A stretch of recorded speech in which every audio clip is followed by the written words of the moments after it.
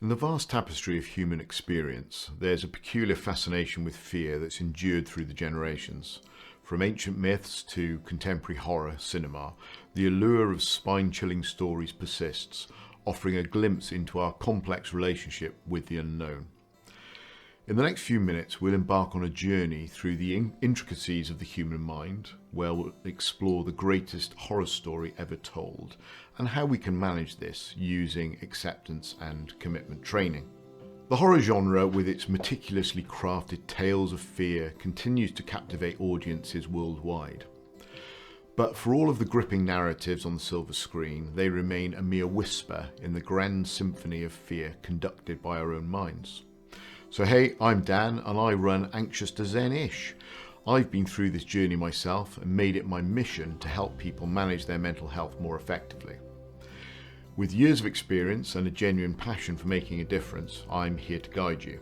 The human mind, the true maestro of terror, is capable of weaving narratives more intricate and haunting than any Hollywood production.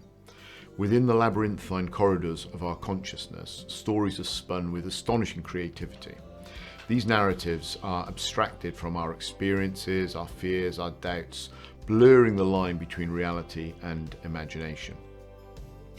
The human mind is a wonderful storyteller. Our minds have the ability to assimilate the knowledge we've acquired regardless of veracity and craft compelling narratives. These narratives can become an individual's own personal hell, which they live within every day. But often, casual observers, friends, colleagues or loved ones remain oblivious to their suffering. Over time, these narratives may become the default way of thinking. Anything from "I left the oven on" and "the house will burn down" to "I'm not good enough" to "others don't like me" are the thoughts that drive emotions, which lead to behaviours that likely reinforce the thoughts, and the horror story continues.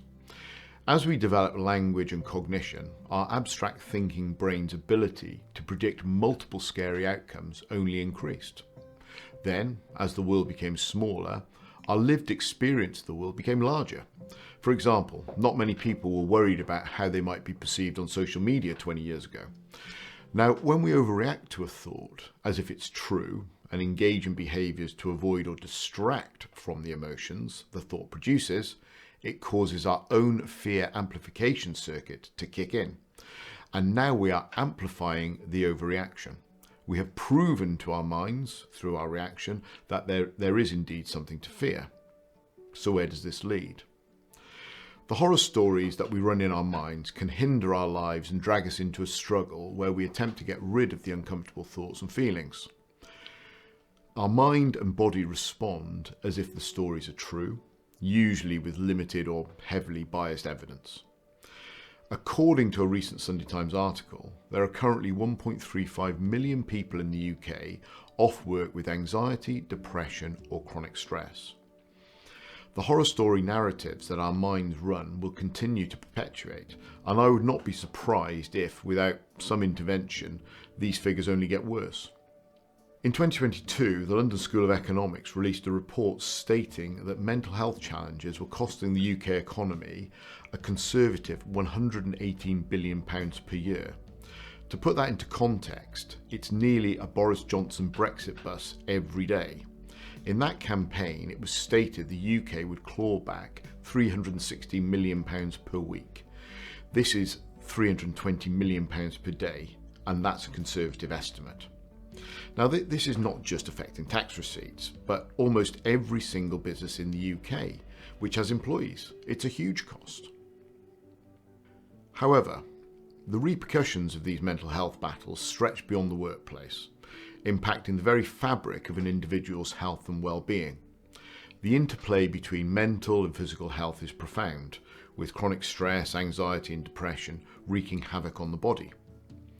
As the toxic cycle perpetuates, the very act of missing work can erode self-esteem and heighten the sense of isolation and hopelessness. As we confront this daunting reality, the urgency for proactive intervention becomes undeniable. By championing the concept of psychological flexibility, companies can not only support their employees in their challenges with these internal adversaries, but also bolster their own productivity and innovation. Consider accomplished professionals who find themselves battling the unseen forces of anxiety, depression and chronic stress. Their untold stories reflect countless individuals caught up in the same grip of mental health challenges.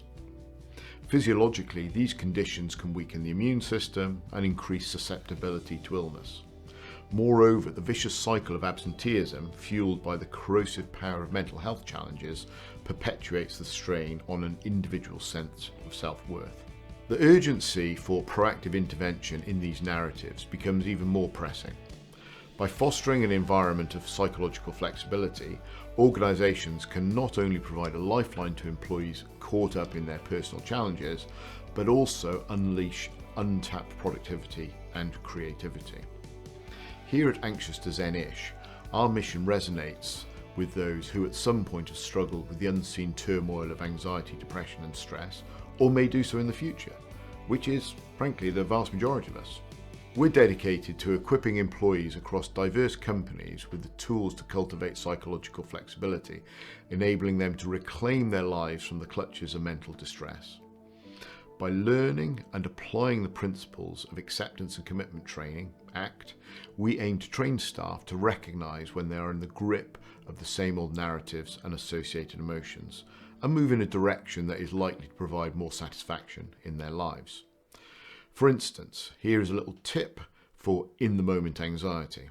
So, breathing in quite rapidly through the nose until the lungs are nearly full, and then pausing briefly, and then filling the lungs completely with a final sharp inhale and then a slow exhale. This is known as the physiological sigh and mimics what children do when they sob.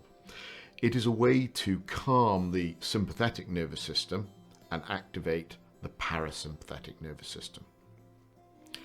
Our vision is one where suffering finds respite, where the narratives of horror lose their grip, and where individuals step out of their minds and back into their lives enriched with purpose and calm. I'd like to thank you all for sticking with me to the end of this video. If you have any questions you'd like to ask, please feel free to leave them in the comment section. For now, thank you, and I look forward to hearing from you.